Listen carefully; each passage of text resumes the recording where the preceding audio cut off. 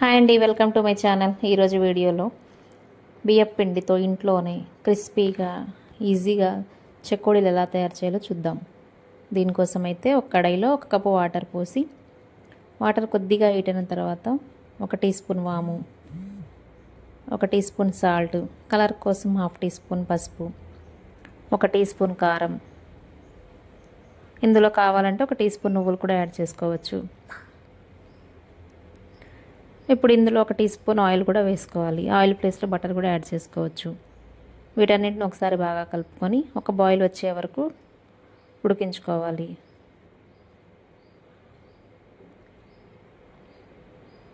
Water కొద్దిగా boil అయిన తర్వాత ఇప్పుడు 1 కప్పు వాటర్కి 1 కప్పు బియ్యం పిండి అయితే ఎగ్జాక్ట్లీ మెజర్మెంట్ సరిపోతుంది.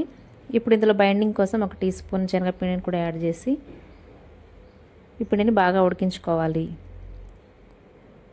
ఈ విధంగా కలుపుకుంటూ ఉడికిన తర్వాత పిండి బాగా ఉడికిన తర్వాత స్టవ్ ఆఫ్ చేసి ఒక 2 నిమిషాలు చల్లారనివ్వాలి. ఇప్పుడు ఈ పిండిని అంతా ఒక ప్లేట్లో వేసుకొని ఒక 2 నిమిషాలు చల్లారిన తర్వాత పిండిని బాగా కలుపుకోవాలి.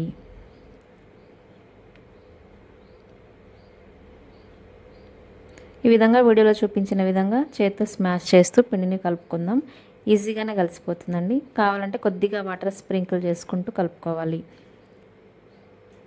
సాఫ్ట్గా చపాతీ ముద్దలాగా కలుపుకోవాలి. ఇప్పుడు ఇందులో కావాలంటే నానబెట్టుకున్న పెసరపప్పు కూడా యాడ్ చేసుకోవచ్చు. ఈ విధంగా పిండిని బాగా స్మాష్ చేస్తూ చపాతీ ముద్దలాగా కలుపుకోవాలి.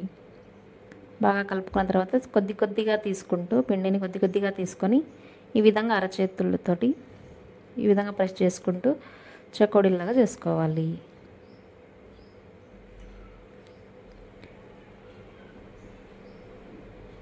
ఇదే విధంగా అన్నిటిని చేసుకొని స్టవ్ వెలిగించి ప్యాన్ పెట్టి అందులో ఆయిల్ వేసి ఆయిల్ హీట్ అయిన తర్వాత ఫ్లేమ్ని మీడియంలో పెట్టుకొని ఈ చెకోడీలు అన్నిటిని వేసి ఫ్రై చేసుకోవాలి.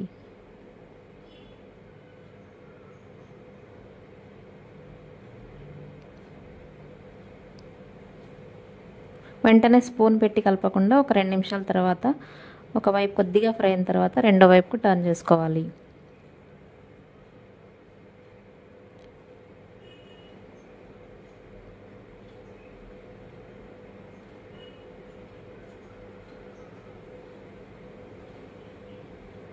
నా ఛానల్ని ఎవరైనా ఫస్ట్ టైం చూస్తున్నట్లయితే ప్లీజ్ సబ్స్క్రైబ్ మై ఛానల్. ఈ విధంగా 2 సైడ్స్ బ్రౌన్ కలర్ వచ్చేంతవరకు ఫ్రై చేసుకొని తీసి సర్వ్ చేసుకోవడమే. చాలా ఈజీ అండ్ టేస్టీ క్రిస్పీగా ఉండే చెకోడీలు రెడీ. మీరు కూడా ట్రై చేసి ఎలా వచ్చిందో కామెంట్ ద్వారా తెలియజేయండి. Please subscribe my channel. Thank you for watching.